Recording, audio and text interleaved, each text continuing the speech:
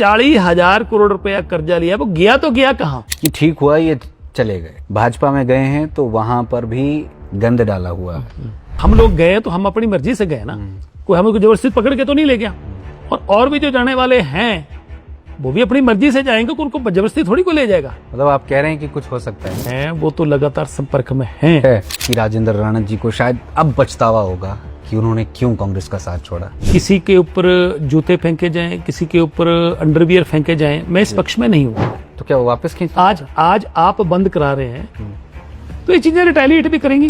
तो आप कह रहे हैं कि जो आज हम इस तरफ को हो रहा है वो उस तरफ को भी रिटेलिएट होती है। जब भी धूमल जी मिलते थे तब भी मैं उनके चरण स्पर्श करता था, उनका आशीर्वाद लेता। ये चिट्ठियों को अप्रूव करते थे, सामने आपके अप्रूवल देते थे और पीछे से कहते थे जो मेरा व्हाट्सएप आएगा उसी को इम्प्लीमेंट करना। और सीएम सुक्खू बार बार ये कह रहे हैं कि कोई प्रूव करके तो कोई बताए तो सही कि हमारे किसी मंत्री पर कोई भ्रष्टाचार है, हमारे सारे मंत्री बिल्कुल क्लीन है, और आप भ्रष्टाचार की बात करते हैं। इनको सत्ता से बाहर फेंकने के लिए प्रदेश का कर्मचारी सबसे ज्यादा आगे आएगा।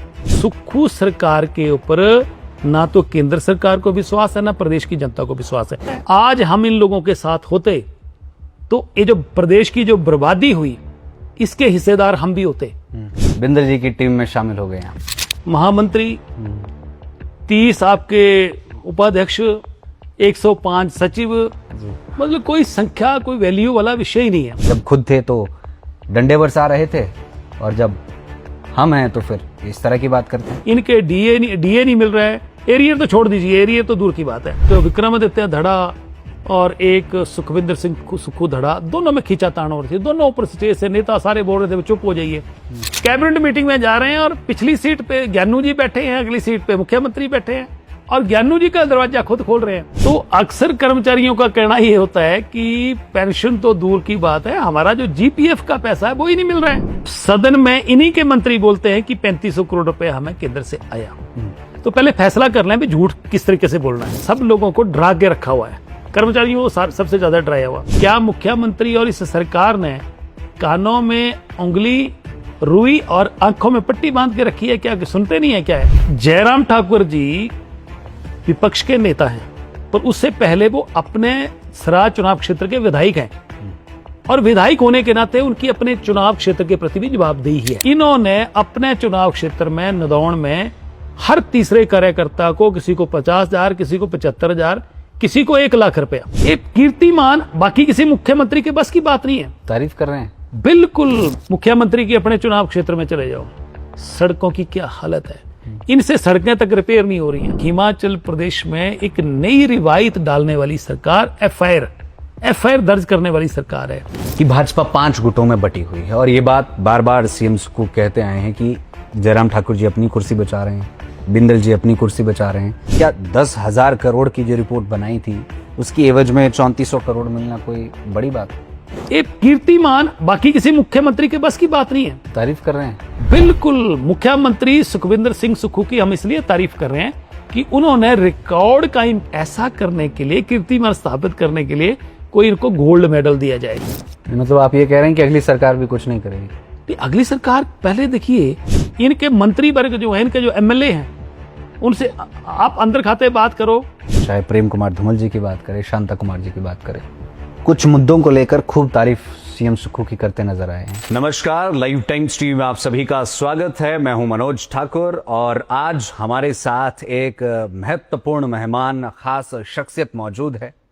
पूर्व में विधायक भी रह चुके हैं और बड़ी बड़ी जिम्मेदारियों, बड़े बड़े पदों पर ये रह चुके हैं। वर्तमान में भारतीय जनता पार्टी में वरिष्ठ पद इन्हें दिया गया है, सीनियर स्पोक्स पर्सन के तौर पर अब अपनी ये सेवाएं फिलहाल देंगे।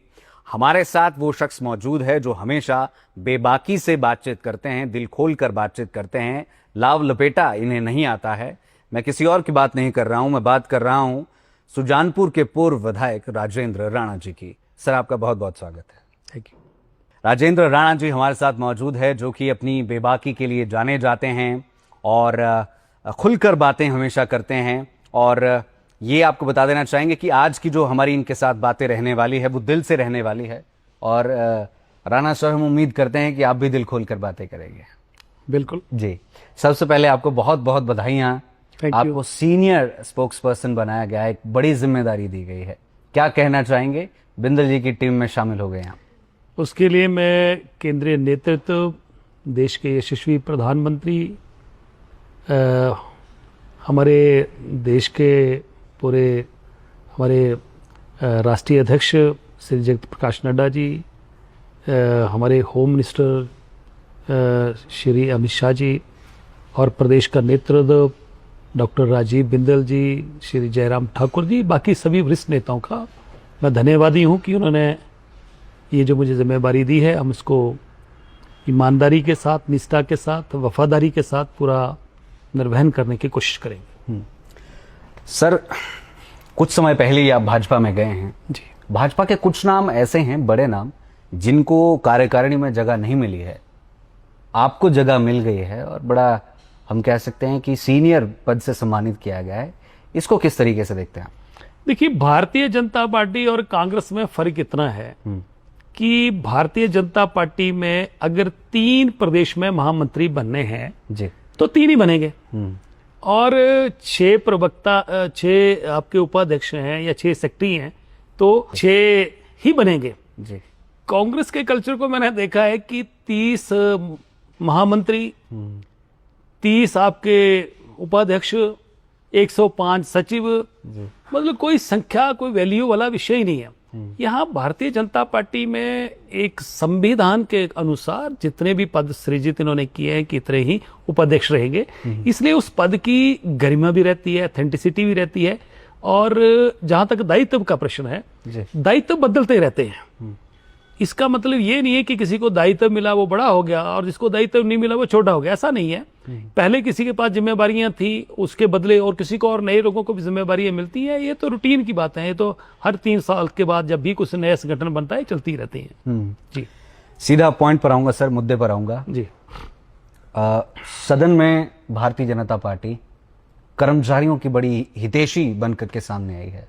सीएम सुक्खू ने कहा है कि ये वही लोग हैं जिन्होंने लाठीचार्ज किया, जिन्होंने कर्मचारियों पर पानी बरसाया। आज ये कर्मचारी हितैषी बने हैं और कर्मचारियों की बात कर रहे हैं, डीए की बात कर रहे हैं। भाजपा 10,000 करोड़ की देनदारियां इसी कर्मचारियों से रिलेटेड छोड़ करके गई है। ये ऐसे शिफ्टिंग क्यों हो रही है? जब खुद थे तो डंडे बरसा रहे थे और जब हम हैं तो फिर इस तरह की बात करते हैं। देखिए, वैसे तो आज प्रदेश में हर तबका, हर वर्ग परेशान है जी, पर हर वर्ग के साथ साथ मुझे ऐसा लगता है, क्योंकि मैं एक इलेक्टोरल पॉलिटिक्स में होने के नाते जी, मेरा बहुत सारे लोगों से मिलना जुलना रहता है। मैं लोगों के घरों में भी जाता हूं, जो लोग रिटायर हो रहे हैं उनके पास भी जाता हूं जी, और जिन लोगों को 6-6 महीने, साल हो गया उनके पास भी जाता हूं। बड़ी विचित्र बात है कि आज आपके सोलन से मुझे एक टेलीफोन आया जी, और उन्होंने कहा कि मैं एचआरटीसी का रिटायर्ड कर्मचारी हूं और मैंने 40 साल प्रदेश में एचआरटीसी विभाग की सेवा करी है और आज तारीख 22 हो गई, अभी तक हम लोगों को पेंशन नहीं मिली। और उनका कहना था कि हमारी पेंशन कभी 24 तारीख को आ रही है, कभी 25 को आ रही है, तो हम लोग रिटायर्ड हैं, हम लोगों को कोई उधार में नहीं देता है। आज की डेट में सबसे ज्यादा कोई परेशान है तो प्रदेश का कर्मचारी है। जिस विश्वास के साथ और जिस तरीके से प्रदेश के कर्मचारियों ने कांग्रेस को समर्थन दिया था, नहीं विश्वास तो सर पूरा हुआ ही है जब ओपीएस दी, पहली कैबिनेट में दे दी ओपीएस। मैं उसी पे आ रहा हूं। ये जो ओपीएस का विषय है, जिन कर्मचारियों को अभी जिन कर्मचारियों की रिटायरमेंट हो रही है, तो मैं उनके पास जाता हूं, मैं कह जी आपको तो पेंशन भी मिल गई होगी, आपको तो बेनिफिट भी मिले होंगे। तो अक्सर कर्मचारियों का कहना ये होता है कि पेंशन तो दूर की बात है, हमारा जो जीपीएफ का पैसा है वो ही नहीं मिल रहा है। अच्छा, तो आज प्रदेश का कर्मचारी परेशान है। आप देखिए कि केंद्र सरकार ने जो है वो 55% डीए दे दिया और प्रदेश सरकार जो है वो 42% डीए अभी तक दे पाई है। इससे पहले कभी हुआ ऐसा कि 2 महीने लेट हो सकते हैं, 3 महीने लेट हो सकते हैं? मुख्यमंत्री जी ने कहा पिछले बजट सत्र में कि मैं इतने % जो है वो डीए और रिलीज कर रहा हूं। 3% क्या है? तो 3% वो भी नहीं मिला। आज प्रदेश के जो कर्मचारी हैं, जो पीछे डीए मिला उसका एरियर नहीं मिला, जो पे कमीशन की बात कर रहे हैं कि उसका एरियर नहीं मिला, वो तो दूर की बात है, पर इनको डीए का एरियर नहीं मिल रहा है। तो आज प्रदेश का कर्मचारी परेशान है। मैंने पीछे मुद्दा उठाया कि प्रदेश के जो एजुकेशन डिपार्टमेंट में लेक्चरर हैं उन्होंने हेडमास्टर बनना, हेडमास्टर जो थे उन्होंने प्रिंसिपल बनना था, जो प्रिंसिपल थे उन्होंने प्रमोट होना था, लेक्चरर बनने थे, तो उनकी प्रमोशनें नहीं हो रही हैं। अब आज मैंने समाचार पत्रों में पढ़ा है कि कुछ 600 कुछ पता नहीं टीजीटी लेक्चरर बनाए हैं। लोगों की प्रमोशनें नहीं हो रही हैं, लोगों के रिटायर्ड कर्मचारियों को बेनिफिट नहीं मिल रहे हैं, इनके डीए नहीं मिल रहा है। एरियर तो छोड़ दीजिए, एरियर तो दूर की बात है। तो प्रदेश का कर्मचारी परेशान है, तो क्या सबसे बड़ा परेशान है।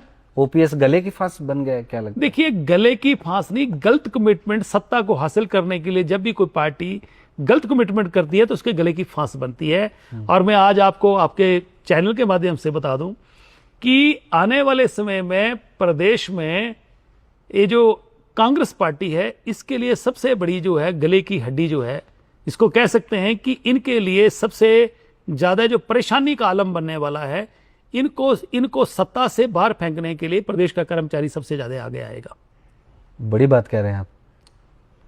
सरकार तो कह रही है कि कर्मचारी का तो हमने जितना किया उतना किसी ने नहीं किया, अब वही बाहर फेंकेंगे। देखिए, मुझे एक काम बता दीजिए जो कर्मचारियों का हुआ। ओल्ड पेंशन स्कीम की इन्होंने घोषणा करी थी, वो इंप्लीमेंट नहीं हो रही है, लोगों को मिल नहीं रही है। दूसरा, इनके मैं दोबारा रिपीट कर रहा हूं कि डीए इनका केंद्र सरकार देती है, इनको मिल नहीं रहा है। 12-13% पीछे चल रहे हैं। सीएम सुक्खू कह रहे हैं कि कर्मचारी समझते हैं, कल ही उन्होंने बयान दिया कि कर्मचारी समझते हैं कि प्रदेश की क्या स्थिति है इस समय पर। देखिए, प्रदेश का जो कर्मचारी है जी, वो सरकार से डरता है। इसलिए डरता है कि कहीं उसको ट्रांसफर न कर दिया जाए, क्योंकि इस सरकार में तो भय बहुत है, कर्मचारियों के ऊपर भी है और सब लोगों को डरा के रखा हुआ है। कर्मचारियों को सबसे ज्यादा डराया हुआ। पर आज मैं बता रहा हूं कि इस सरकार के खिलाफ आज की डेट में सबसे ज्यादा कोई तबका है तो प्रदेश का कर्मचारी है। प्रदेश की महिलाएं इंतजार कर रही हैं। मैं सरकार को पूछना चाहता हूं कि आप लोगों ने जब सरकार बनानी थी तो आपने ये बात कही कि 18 साल से 60 साल की उम्र की सभी महिलाओं को 1500 रुपया दिया जाएगा। एक घर में एक है चाहे 4 है, सबको अलग अलग दिया जाएगा। तो 2.5 से 3 साल होने वाले हैं, 3 साल होने वाले हैं। आप बताइए कि प्रदेश की कितनी महिलाओं को आपने दिया? महिलाएं तो इंतजार कर रही हैं कि आए तो सही हैं। कितने वीडियोस बन रहे हैं, लोगों की क्या क्या स्टेटमेंट्स आ रही हैं। क्या मुख्यमंत्री और इस सरकार ने कानों में उंगली रुई और आंखों में पट्टी बांध के रखी है? क्या सुनते नहीं है क्या है? आज प्रदेश का कोई ऐसा सेक्शन नहीं है जो इस सरकार से परेशान ना हो। इसलिए कर्मचारी सबसे ज्यादा परेशान है। ये पहले क्या होता था कि पुराने समय में जब राजाओं की सरकारें होती थी, राजा राज करते थे, रजवाड़े होते थे, तो वो रात को कुछ ना कुछ लोई लेके, कंबल लेके, पट्टू लेके, कुछ ना कुछ लोगों के बीच में जहां भीड़ होती थी वहां घुस जाते थे। लोग क्या बोल रहे हैं हमारे बारे में? मुख्यमंत्री को भी थोड़ा सा एक्सपेरिमेंट कर लेना चाहिए जनता के बीच। सर, भाजपा कह रही है कि केंद्र से आपदा का खूब पैसा आया। सदन में जो रिकॉर्ड रखा गया उसमें 3400 करोड़ के आसपास का रिकॉर्ड जो है वो रखा गया है कि केंद्र से महज इतना पैसा। जी, भाजपा आरोप लगाती है कि पैसा तो खूब आ रहा है लेकिन वो जनता पे लग नहीं रहा है। इसको आप किस तरीके से देखते हैं? क्या 10,000 करोड़ की जो रिपोर्ट बनाई थी उसकी एवज में 3400 करोड़ मिलना कोई बड़ी बात है? देखिए, प्रदेश सरकार के पास टैक्सेस आते हैं, प्रदेश सरकार की अपनी आमदन है, अपने रिसोर्सेज हैं। अगर प्रदेश में कोई नुकसान होता है तो 100% उसका जो भरपाई है वो केंद्र सरकार की जिम्मेवारी नहीं है जी। एक तरफ मुख्यमंत्री बोलते हैं कि हमें केंद्र सरकार की तरफ से कुछ नहीं मिला, और सदन में इन्हीं के मंत्री बोलते हैं कि 3500 करोड़ रुपए हमें केंद्र से आया। तो पहले फैसला कर लें भी झूठ किस तरीके से बोलना है। वैसे तो ये सरकार में मुख्यमंत्री और ये सरकार सदन में भी झूठ बोलती है, पहले नहीं कभी ऐसा होता नहीं था। मुख्यमंत्री शरेआम झूठ बोलते हैं और सदन में भी झूठ बोलते हैं। तो पहले फैसला कर रहे हैं, मुख्यमंत्री कहते हैं केंद्र से सरकार से पैसा कोई मिल नहीं रहा है, और दूसरी तरफ इनके मंत्री प्रश्न का जवाब दे रहे हैं कि 3500 करोड़ रुपया। तो बोलना है तो पहले मंत्रियों के साथ तालमेल कर लें, भी झूठ भी बोलना है तो सब इकट्ठा बोलें। सर, बात हम जयराम ठाकुर जी को लेकर भी करना चाहेंगे। सिराज में आपदा आई, बड़ी विकराल रूप से आई। जयराम ठाकुर जी ने एरिया स्पेसिफिक, प्रोजेक्ट स्पेसिफिक जो है वो बजट मांगा है, उसको आप किस तरीके से देखते हैं? क्योंकि कांग्रेस के जो लीडर्स हैं उनका कहना है कि बिल्कुल सही नहीं है कि आप प्रोजेक्ट स्पेसिफिक या एरिया स्पेसिफिक मांग रहे हैं, पूरे हिमाचल प्रदेश के लिए मांगे। और अब ही इस बार ही क्यों मांगा, जब पिछली बार आपदा आई थी तो क्यों नहीं आप जो है वो केंद्र के पास गए? देखिए, पहली बात यह है कि नुकसान की भरपाई अगर मान लो कि किसी पर्टिकुलर एरिया में हुई तो इसकी होनी चाहिए। जहां हुआ ही नहीं नुकसान को वहां पर भरपाई क्या करेंगे? जयराम ठाकुर जी विपक्ष के नेता हैं, पर उससे पहले वो अपने सराज चुनाव क्षेत्र के विधायक हैं, और विधायक होने के नाते उनकी अपने चुनाव क्षेत्र के प्रति भी जवाबदेही है। प्रतिपक्ष का नेता होना अलग बात है, परंतु पहले उन्हें अपने चुनाव क्षेत्र के लोगों ने, जिन्हें 6 बार उनको विधानसभा भेजा है, वो उनकी प्रति भी उनकी जिम्मेवारी है।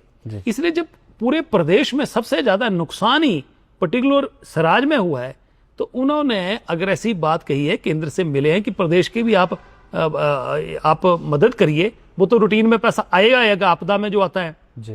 क्योंकि मैं भी डिजास्टर मैनेजमेंट अथॉरिटी का वाइस चेयरमैन रहा हूं जी। तो जो तो पैसा आता ही है बरसातों के बाद जो डिजास्टर होता है, पर तो पर्टिकुलर जहां नुकसान हुआ है, ये इसलिए बोला गया कि सुक्खू सरकार के ऊपर ना तो केंद्र सरकार को विश्वास है ना प्रदेश की जनता को विश्वास है। मैं उसके आंकड़े देता हूं। पहली बात यह कि केंद्र से जो पैसा आता है, इसकी ये अपने मित्रों में बंदरबाट करते हैं, इसको इतना दे दिया इस तरह। और दूसरा, इस बार आपने देखा होगा कि 2023 में आपदा आई थी तो अरबों रुपया, करोड़ों नहीं, अरबों रुपया प्रदेश के लोगों ने और प्रदेश से बाहर जो लोग थे उन्होंने मदद भेजी। बहुत सारे बड़े बड़े उद्योगपति थे, उन्होंने मदद भेजी, लोगों ने भी दिल खोल के मदद करी।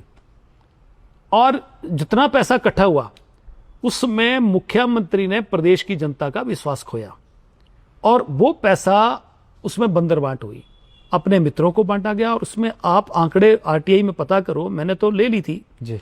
इन्होंने अपने चुनाव क्षेत्र में नदौन में हर तीसरे कार्यकर्ता को, किसी को 50,000, किसी को 75,000, किसी को 1 लाख रुपया जो है वो बांट दिया। जिसके घर में एक दरार भी नहीं गई थी, उनको भी 7-7 लाख रुपया दिया गया। ऐसे एलिगेशन लगे।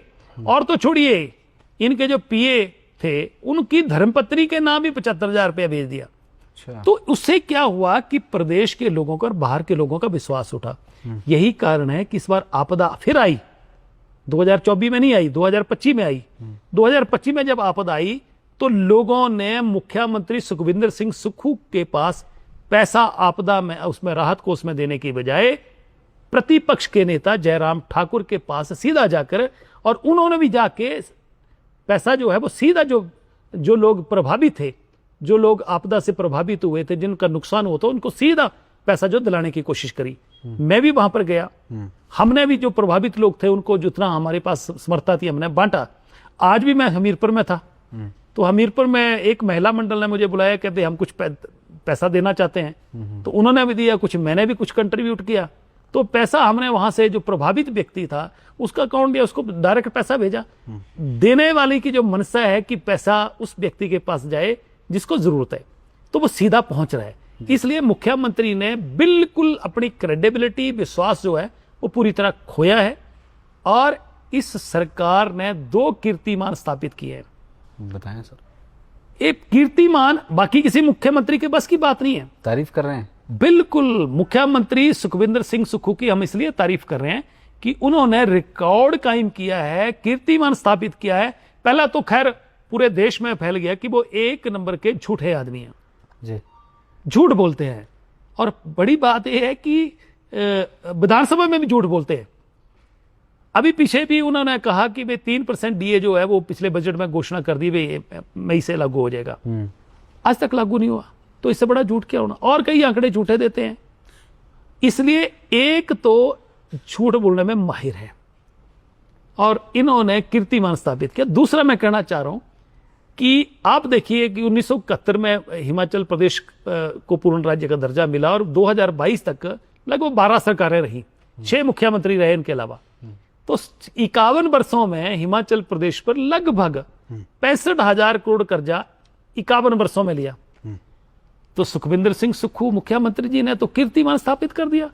इन्होंने 40,000 करोड़ रुपया लगभग 2.5 वर्षों में, 2.5 और 3.25 वर्षों में ले लिया। तो कीर्तिमान स्थापित हुआ ना, एक तो कर्जा लेने में और दूसरा झूठ बोलने में। इसलिए कांग्रेस पार्टी को चाहिए कि भाई इनको ऐसा करने के लिए, कीर्तिमान स्थापित करने के लिए कोई इनको गोल्ड मेडल दिया जाए। जी, आप 40,000 करोड़ कर्जे की बात कर रहे हैं, दूसरी तरफ सीएम सुक्खू कहते हैं कि प्रदेश की आर्थिक स्थिति ठीक नहीं है, तो ये तो फिर बिल्कुल अलग अलग बिंदु हो गए कि एक तरफ से पैसा भी है। यही तो प्रदेश की जनता जानना चाह रही है कि एक तरफे पैसा ना होने का रोना रोते हैं। प्रदेश में 8,000 करोड़ रुपया ठेकेदारों की देनदारी पड़ी है, काम कोई हो नहीं रहा है। आज आप शिमला से चलो चंडीगढ़ जाओ, आप किसी भी गांव में चले जाओ, और छोड़ो मुख्यमंत्री की अपने चुनाव क्षेत्र में चले जाओ, सड़कों की क्या हालत है। इनसे सड़कें तक रिपेयर नहीं हो रही हैं। तो जो 40,000 करोड़ रुपया कर्जा लिया वो गया तो गया कहां? आज पूरे प्रदेश में एक सेक्शन को छोड़कर, वो है इनका मित्र वर्ग, वो इस सरकार से खुश है। बाकी का कोई ऐसा सेक्शन नहीं है कि जो इस सरकार से खुश हो, क्योंकि इस सरकार ने झूठी गारंटियां देके प्रदेश की जनता को ठगा है, और ठगने के बाद सरकार बनाई है, और आज पूरा तरह प्रदेश को उन्होंने तबाह कर दिया है। आने वाली सरकार के लिए भी 4 साल तो पटड़ी से जो ट्रेन उतर गई उसको सीधा करने में लग जाएंगे। मतलब आप ये कह रहे हैं कि अगली सरकार भी कुछ नहीं करेगी? नहीं, अगली सरकार पहले देखिए कि जो 40, ये अपना ठिकरा पिछली सरकार पे फोड़ते हैं कि पिछली सरकार। आप बताइए मुझे कि 40,000 करोड़ कर्जा 2.5 साल में ले लिया, तो अगर ये 2.5 साल और लगा लेते हैं तो 80,000 या 75,000 करोड़ रुपए कर्जा ले लेंगे। अगली सरकार ब्याज रिटर्न करेगी या मूल रिटर्न करेगी कि लोगों की डेवलपमेंट कराएगी? ये तो प्रदेश को, तभी तो मैं बार बार कहता था, जो बातें हम लोग, जिन लोगों ने 9 लोगों ने बगावत करी, ये जो बातें हम आज से 1.5 साल पहले कहते थे, आज पूरा प्रदेश का बच्चा बच्चा बोल रहा है। सुक्खू के मित्रों को छोड़कर बाकी सब बोल रहे हैं। इसलिए आप बाकी छोड़िए, इनके मंत्री वर्ग जो है, इनके जो एमएलए हैं, उनसे आप अंदर खाते बात करो, ऑफ द रिकॉर्ड बात करो, तो क्या बोलते हैं जरा पता लग जाएगा। तो आज क्या बातें होती है सर, थोड़ा सा बताएं, हम जानना चाहती है, जनता जानना चाहती है। नहीं, जनता नाम न मत लीजिए, किस तरह की बातें होती है? जनता सब जानती है, और वो सबसे ज्यादा परेशान है वो लोग कि आने वाले दिनों में जो कांग्रेस का भविष्य दिख रहा है, देश में तो पूरी तरह डूब चुका है। आज हिमाचल प्रदेश में भी जिस जहाज के कप्तान आज सुखविंदर सिंह सुक्खू हैं, ये जहाज पूरी तरह डूब चुका है, और इतना डूब चुका है कि इसके वापस तैरने का कोई प्रश्न पैदा नहीं होता, कोई स्कोप नहीं है। सर, क्या अभी भी भारतीय जनता पार्टी के संपर्क में कुछ कांग्रेस के विधायक है? देखिए, कांग्रेस के विधायक जो हैं वो तो लगातार संपर्क में हैं और ये आने वाले समय में पता लगेगा। मतलब कुछ अब कोई, देखिए हम लोग गए तो हम अपनी मर्जी से गए ना, कोई हमें जबरदस्ती पकड़ के तो नहीं ले गया। और भी जो जाने वाले हैं वो भी अपनी मर्जी से जाएंगे, उनको जबरदस्ती थोड़ी को ले जाएगा। मतलब आप कह रहे हैं कि कुछ हो सकता है? देखिए, हर आदमी अपने भविष्य को सुरक्षित रखना चाहता है जी। हमने भी देखा कि ये प्रदेश को बर्बाद कर रहे हैं।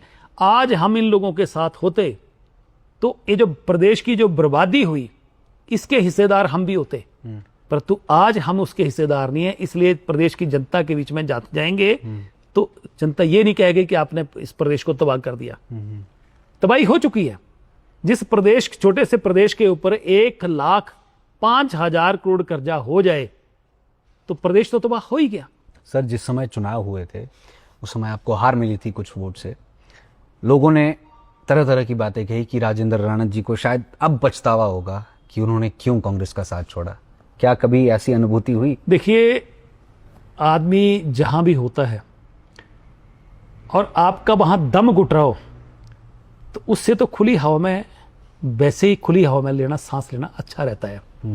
और जो सुक्खू के साथ हालात थे, किस तरीके से ये चिट्ठियों को अप्रूव करते थे, सामने आपके अप्रूवल देते थे और पीछे से कहते थे जो मेरा व्हाट्सएप आएगा उसी को इंप्लीमेंट करना। ये रोज रोज की ह्यूमिलेशन से तो आदमी को निकल जाना ही अच्छा है। मैं बड़ा कंफर्टेबल हूं। चुनाव जीतने से, मैं जीत जाता तो कोई बड़ा आदमी नहीं बन जाता, और हार गया तो मैं बड़ा छोटा नहीं हो गया। आदमी अपना कर्म से बड़ा बनता है जी। हम अपना कर्म कर रहे हैं, जैसे पहले थे वैसे ही कर रहे हैं, और आने वाला समय बताएगा तो जनता फैसला करेगी। जी सर, हिमाचल प्रदेश की पॉलिटिक्स की अगर हम बात करें तो एक अलग ही मतलब मोड़ आ गया है। इस तरह की भाषा शैली का पहले इस्तेमाल नहीं होता था। मैं बात कर रहा हूँ यहाँ पर, पहले तो सबसे पहले जगत सिंह नेगी, एक मंत्री, संवैधानिक पद पर कोई व्यक्ति बैठा है, उन पर काले कपड़े और जूते फेंके जाते हैं, तिरंगे का अपमान किया जाता है। और दूसरी तरफ भाजपा अब उन्हीं मंत्री का सदन में भ्रष्टाचार जो है बहिष्कार कर रही है कि हम उनकी बात को ना सुनेंगे ना उनसे कोई प्रश्न करेंगे। आप इस पूरे चीज को किस तरीके से देखते हैं कि कहीं ना कहीं ये इस तरह की चीजों को बढ़ावा देने वाली बात नहीं है? देखिए, मैं कभी भी इस पक्ष में नहीं हूं कि किसी को काले झंडे दिखाए जाएं, किसी के ऊपर जूते फेंके जाएं, किसी के ऊपर अंडरवियर फेंके जाएं। मैं इस पक्ष में नहीं हूं जी। परंतु लोकतंत्र में जब आदमी लोगों का गुस्सा फूटता है तो वो कुछ नहीं देखता। हालांकि मेरा अपना व्यू है कि जो एपिसोड मैंने देखा है, वीडियोस मैंने देखी हैं, उसमें कहीं ना कहीं लोगों का मंत्री के प्रति गुस्सा था और उन्होंने जो चाहे जूते फेंके चाहे काले झंडे फेंके, उसमें उनके मन में कोई ऐसी मनसा नहीं थी कि वो तिरंगे का अपमान कर रहे हैं। उनका गुस्सा मंत्री के प्रति था, उनका गुस्सा सरकार के प्रति था और उन्होंने फेंके। परंतु उनके सरकार ने इसको उल्टा ले लिया कि भी तिरंगे का अपमान कर रहे हैं। ये नहीं बोला, ये नहीं इन्होंने कहा कि भाई ये गुस्सा जो था मंत्री के प्रति था, उनकी सरकार के प्रति था। एफआईआर होगी 70 एफआईआर। देखिए, एफआईआर तो इस सरकार का नाम, जहां झूठ बोलने वाला, इनको गोल्ड मेडल मिलने की बात कही, कर्जा लेने की इनको गोल्ड मेडल मिलना चाहिए, वहीं पर इनको हिमाचल प्रदेश में एक नई रिवायत डालने वाली सरकार एफआईआर दर्ज करने वाली सरकार है। कोई आप विधायक सरकार के खिलाफ बोलता है, कोई पूर्व विधायक बोलता है, आपका साथ छोड़ के चला जाता है तो उसके ऊपर एफआईआर दर्ज हो जाती है। जो 9 लोग जिनका इस मुख्यमंत्री के साथ, इस सरकार के साथ नहीं बात बनी और इनका अपमान कर रहे थे, इनका काम नहीं कर रहे थे। देखिए, आप बताइए कि हस्बैंड वाइफ जब शादी होती है तो कई बार उनके अपने विचार नहीं मिलते हैं, वो भी सेपरेट हो जाते हैं जी।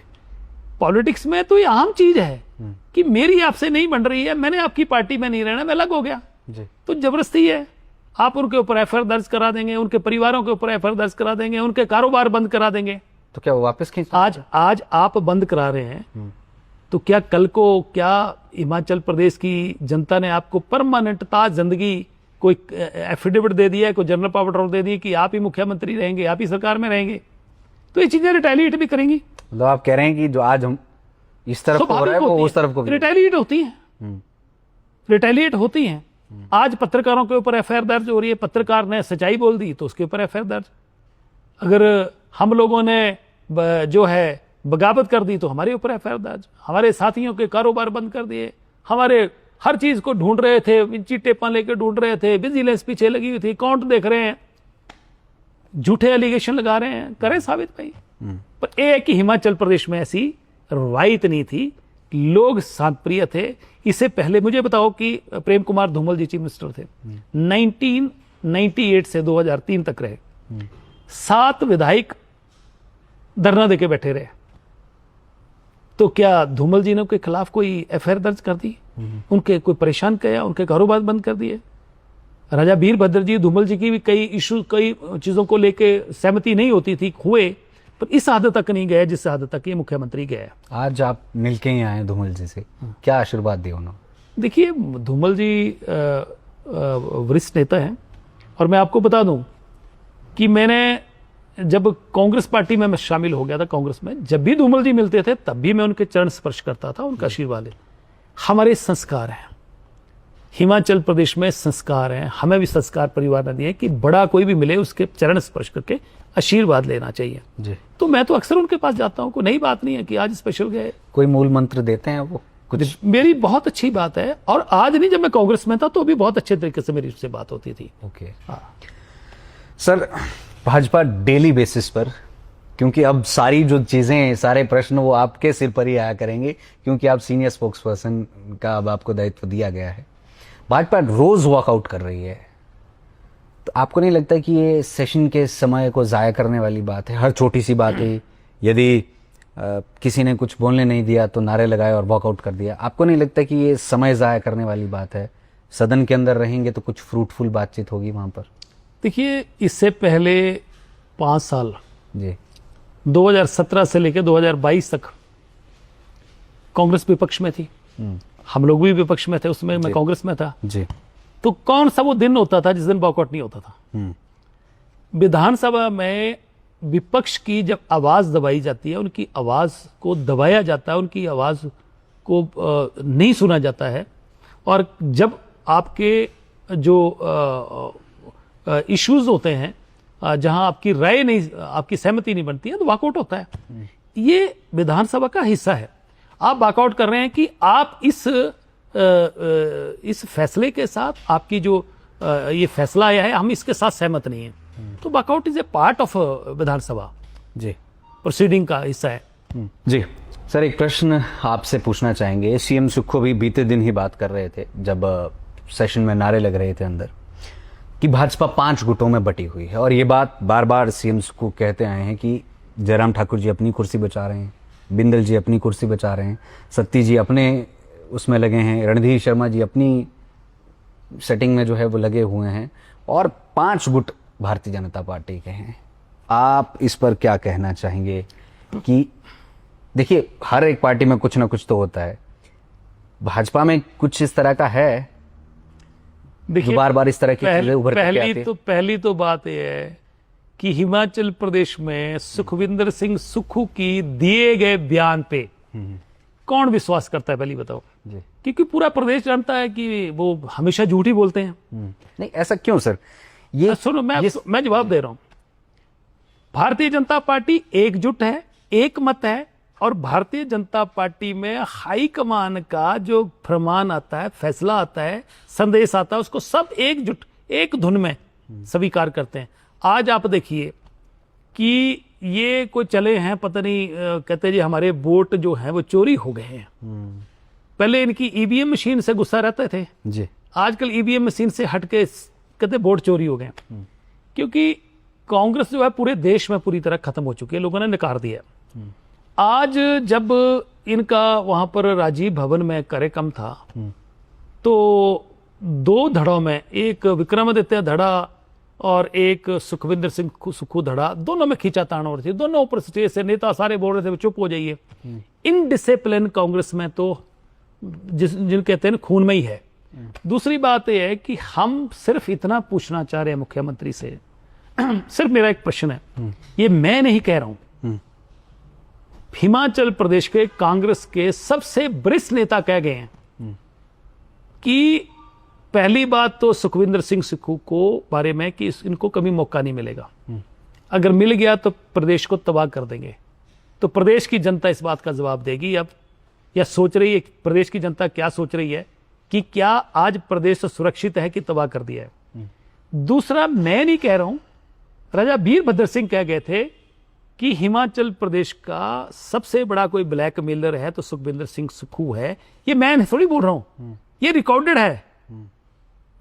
तो ये अगर राजा वीरभद्र जी ने ये इतनी बड़ी बात कही थी तो आज प्रदेश की जनता को महसूस हो रही होगी, और उन्होंने ऐसी बात क्यों कही थी ये तो सुखविंदर सिंह सुक्खू जवाब दे सकते हैं। राजा वीरभद्र जी तो इस दुनिया में नहीं है, पर वो दे सकते हैं कि उनका बयान जो था वो था या नहीं था, वो तो रिकॉर्डेड है, तो क्यों दिया था। स्वर्गीय वीरभद्र सिंह जी की आप बात कर रहे हैं, उनकी प्रतिमा शिमला में लग रही है, उसको लेकर आप क्या कहेंगे? देखिए, उनकी प्रतिमा लगनी चाहिए, और सुखविंदर सिंह सुक्खू जो है इसका मन बड़ा छोटा है, बहुत छोटे दिल का मालिक है।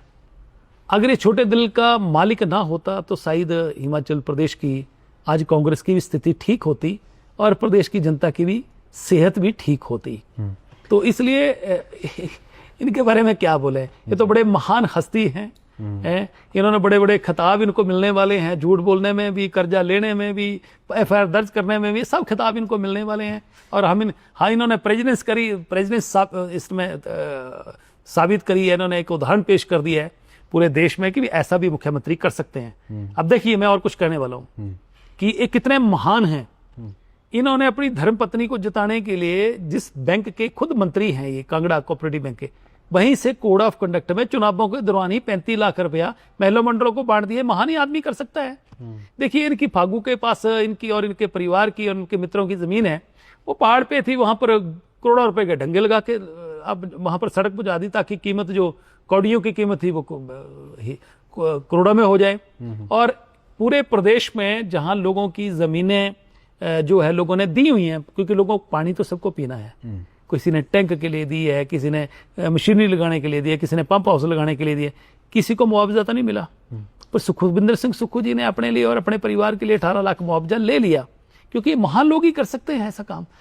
जी, मतलब आम आदमी थोड़ी कर सकता, वो महान है। सुक्खू जी महान है। अरे बिल्कुल, महान ही आदमी कर सकते हैं ऐसा काम। खैर सर, सुक्खू जी बार बार हर मंच से ये कहते हैं, और ये रिकॉर्डेड भी है, आपके दो पूर्व मंत्री भारतीय जनता पार्टी के, चाहे प्रेम कुमार धूमल जी की बात करें, शांता कुमार जी की बात करें, कुछ मुद्दों को लेकर खूब तारीफ सीएम सुक्खू की करते नजर आए हैं। उस पे आप लोग क्या कहना चाहेंगे? देखिए, उन्होंने किस संदर्भ में तारीफ करी है उसकी जानकारी मेरे पास नहीं है। पर मैं भी तारीफ कर रहा हूं जी, सुक्खू जी की तो मैं तारीफ कर रहा हूं कि इन्होंने रिकॉर्ड कायम किया है। कौन मुख्यमंत्री है हिमाचल प्रदेश में जो 2.5 साल में 40,000 करोड़ कर्जा ले सकता है? ये तो कीर्तिमान है, तारीफ करने योग्य है। कर्जा ले आए हैं, ये कौन कर सकता है? हैं? इन्होंने प्रदेश के कर्मचारियों को कोई बेनिफिट नहीं दिए, रोक के रखे हैं, प्रदेश के ठेकेदारों के पेमेंटें रोक के रखी हैं। कौन महान लोग कर सकते हैं ऐसा? दिल बड़ा दिल तो ऐसे लोगों के पास ही हो सकता है, किसके पास हो सकता है? खूब मजे ले रहे हैं आप।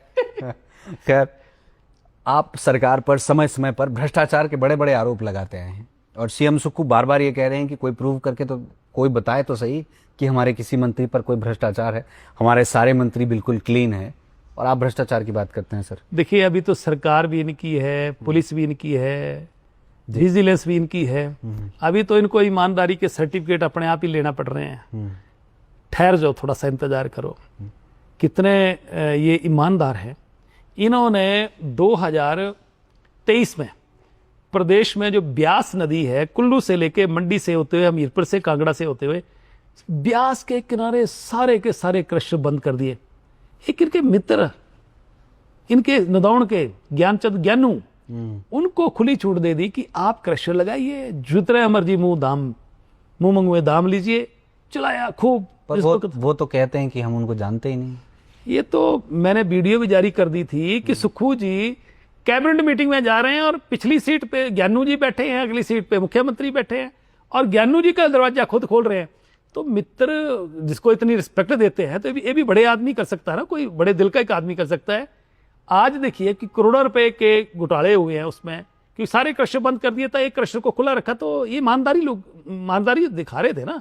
एक ही क्रशर चलाया तो ईमानदारी का प्रतीक है ना ये। अब आपको पता ही है कि वो लोग कहाँ हैं आज। जी, इसके बाद मैं बात करना चाहूँगा, आप भी कांग्रेस के उपाध्यक्ष रहे हैं, बड़ी बड़ी जिम्मेदारियों पर आप रहे हैं, लेकिन कांग्रेस का संगठन पिछले 10-11 महीनों से बिल्कुल ब्लैंक चल रहा है। As a party, as a संगठन, आप इसको किस तरीके से देखते हैं? देखिए, कांग्रेस पार्टी जो है उसकी हालत हिमाचल प्रदेश में और पूरे देश में जैसे ताश के पत्ते बिखरते हैं, वो हालत है कांग्रेस की। हिमाचल प्रदेश में जिस तरीके से ताश के पत्तों की तरह बिखरी है, ना तो ये संगठन बना पा रहे हैं। अब कह रहे हैं कि हम ब्लॉक स्तर पर जाएंगे, ना इनका ब्लॉक स्तर पर कोई संगठन है, ना जिला स्तर पर है, और ये ताश के पत्तों की तरह बिखर चुके हैं। अभी इनको आने वाले 20-25 साल तो भूल जाना चाहिए कि हिमाचल प्रदेश में कांग्रेस नाम का शब्द जो है वो कोई दिखेगा। ज्यादा नहीं हो गया सर 20-25 साल? ये कम बता रहा हूं मैं, ये कम बता रहा हूं। अभी केंद्र में ही 3 टर्में हो गई, और दूर दूर तक दूरबीन लगा के भी कांग्रेस नजर नहीं आ रही है। तो हिमाचल प्रदेश में हम धन्यवादी हैं पूरी प्रदेश की भारतीय जनता पार्टी कि सुखविंदर सिंह सुक्खू ने कांग्रेस का लंबे समय तक के लिए इंतजाम कर दिया। जो वीरभद्र जी गए थे वो सुक्खू जी ने कर दिया। ओके, एक अंतिम प्रश्न मैं यहाँ पर लेना चाहूँगा सर। प्रश्न ये है कि सीएम सुक्खू जी विभिन्न मंचों से ये कहते हुए पाए गए हैं, और जब से लेकर के आप लोग बागी हुए हैं तब से लेकर अभी तक ये बात कही जाती है कि ठीक हुआ ये चले गए। भाजपा में गए हैं तो वहाँ पर भी एक तरीके से, मतलब यदि मैं ब्लंट शब्दों में कहूँ तो कि गंद डाला हुआ है भाजपा में जब से वो गए हैं। इस पर आप क्या कहना चाहेंगे? सुक्खू की हम लोग सेवा करते रहते हैं जी, हम उनकी तारीफ करते रहते हैं और हर तीसरे दिन तारीफ करते हैं, तो स्वाभाविक है कि उनकी तारीफ करना हमारे प्रति भी उनकी तारीफ करना उनका फर्ज बनता है। मैं इससे ज़्यादा क्या बोलूँ, वो हमें याद करते हैं, रात को भी याद करते हैं, दिन को भी याद करते हैं, अभी आने वाले समय में और याद करेंगे। मैं बस इतना कहूँगा। चलिए, सर ने, राजेंद्र राणा सर ने बड़े खुले तौर पर पंचेस जो है वो हवा में फेंके हैं। अब इसको जो जिस तरीके से लेना चाहे, बिल्कुल। और हमेशा की तरह आपने बेबाकी से हमारे साथ बातचीत की सर। हमने आपका कीमती समय भी लिया। आप चंडीगढ़ की ओर जा रहे थे, हमने आपको रोका, कहा कि नई जिम्मेदारी मिली है तो फिर बातचीत होना तो बहुत ज़रूरी है। और हमेशा ही आपसे बातचीत करके अच्छा लगता है, क्योंकि आप दिल खोल करके बातचीत करते हैं। आपने लाइव टाइम्स टीवी के साथ समय व्यतीत किया, अपने विचारों को साझा किया। आपका बहुत बहुत धन्यवाद सर। आपका भी बहुत बहुत धन्यवाद। देखते रहिए live Times TV, for truest reporting.